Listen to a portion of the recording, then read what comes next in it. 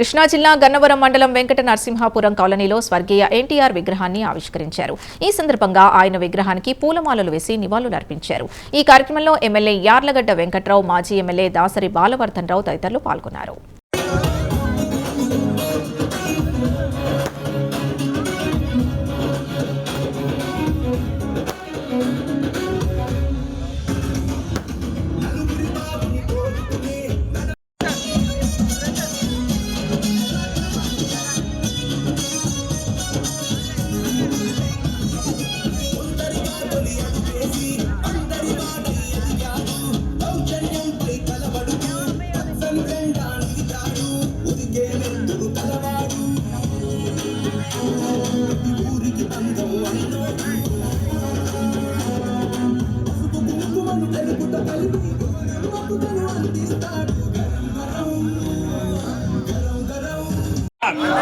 जोहार एनटीआर, जोहार एनटीआर।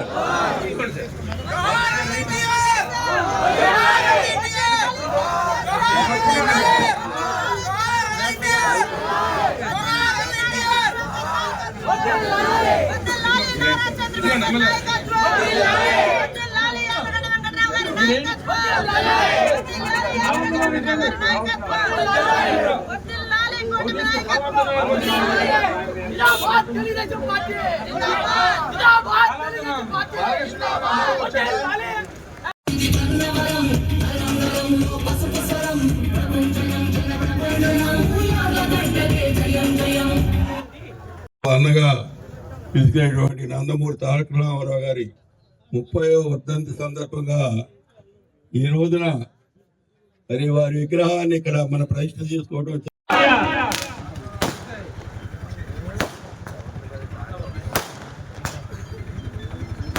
గతంలో పుచ్చలపల్లి సుందరయ్య గారు, కాకాని వెంకటరత్న గారు, వెలుగోలు సీతారామ గారు ఇలా చెప్పుకుంటూ ఉండే పరిస్థితి ఎన్నికల ముందైనా. కానీ వీళ్ళిద్దరూ డెఫినెట్ గా వాళ్ళు మనం చూడాల. ఈ ఇద్దరు మహానుభావులు మాత్రం డెఫినెట్ గా వీళ్ళు మనుషులు అంటాం కన్నా మహానుభావులు అంటాం 100కి 100 రూపాయలు న్యాయం. కక్కిన కూడి కాసుపడో, పేద ప్రజల పథకాల్లో డబ్బులు తినో, లేకపోతే ప్రజాస్వామ్యంలో డబ్బు సంపాదిద్దానో రాని మహానుభావులకు చేతులెత్తి నమస్కరిస్తూ యుగ పురుషుడు కారణ జన్ముడు ఎన్టీ రామారావు గురించి 2 ముక్కలు చెప్పి ఈ కార్యక్రమాన్ని ముగిద్దాం. ఎన్టీ రామారావు గారితో నాకు పరిచయం లేకపోయినా 1996 నేను బంక్లో కూర్చున్నట్టు పొద్దున్నే 6ంటికి మా బంక్లో బడ్డీ కొట్టు రమణ గారితో చెప్పాడు. అప్పుడు హైదరాబాద్ వెళ్ళిన పరిస్థితి. నేను ఎన్టీఆర్కి మురళీ గారు ఎంత అమ్మానో నేను కూడా అంతే అమ్మాను ఎన్టీఆర్కి పర్సనల్. దాంట్లో రోడ్డు ఒకటి ఎన్టీ రామారావు గారు నేనైతే డైరెక్ట్ గా కలవలేదు, కానీ మా పెద్దమానికి మా మోహాయికి సుపరిచితుడు. అలాగే చంద్రశాస్త్రంలో మా ఇంట్లో తోలాడు ఆయన, మా ఇంట్లో. అలాగే ఎన్టీ రామారావు గారు మహోన్నత నాయకుడు. ఈ రాష్ట్రంలో గ్రేటెస్ట్ రిఫార్మ్స్ తీసుకొచ్చిన మహానుభావుడు ఎవరుంటే వన్ అండ్ ఓన్లీ ఎన్టీఆర్. ఆస్తిలో సమాన హక్కు కల్పించి, స్త్రీలకు సమాన హక్కు కల్పించిన ఎన్టీ రామారావు గారు సినిమా నటుడుగా రిటైర్ అయిపోయి ఉంటే మిగతా సినిమా నటులాగానే కొద్ది కాలానికి మర్చిపోయేవాళ్ళేమో అనే అనుమానం వ్యక్తిగతంగానే అనుకుంటున్నా. ఈయన ఇవాళకి ప్రజా హృదయాల్లో చిరస్మరణీయుడుగా మరణలేని జన్మంగా ఉన్నాడంటే దానికి కారణం ఆ రోజు మార్చి 22, 1992 తెలుగుదేశం పార్టీ స్థాపించడం అంటలో ఏమాత్రం సందేహం లేదనేది నా వ్యక్తిగత అభిప్రాయం. అలాగే 85లో ఆస్తిలో సమాన హక్కు అని చెప్తామని ప్రయత్నం చేస్తాం. అలాగే ఎన్టీ రామారావు గారు మరణలేని జన్మం చాలా తక్కువ మందికి ఉంటుంది.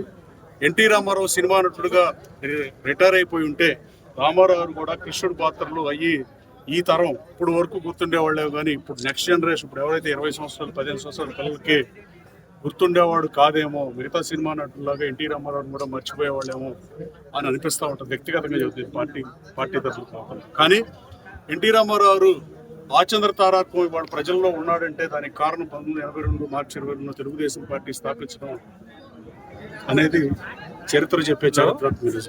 కేవలం ఎన్టీఆర్ తెలుగుదేశం పార్టీ పెట్టి బడుగు బలహీన వర్గాలకు రాజ్యాధికారం వచ్చి సంక్షేమ పథకాలు అమలు చేసి వరంలో లగ్జరీగా ఉన్న రోజుల్లో కిలో బియ్యం 2 రూపాయలకు పేదాడికి పట్టి అన్నం పెట్టినప్పుడు రాజకీయం ఎందుకని ఆ రోజున ఎన్టీ రామారావు పెట్టిన విప్లవాత్మకమైన సంస్కరణలు ఈ రాష్ట్రంలో కానీ ఈ దేశంలో ఏ ముఖ్యమంత్రి నేటికి కూడా అన్ని రిఫార్మ్స్ తక్కువ కాలంలో చేసిన ముఖ్యమంత్రి మరొకరు లేరంటే ఏమాత్రం అతిశయోక్తి లేదు.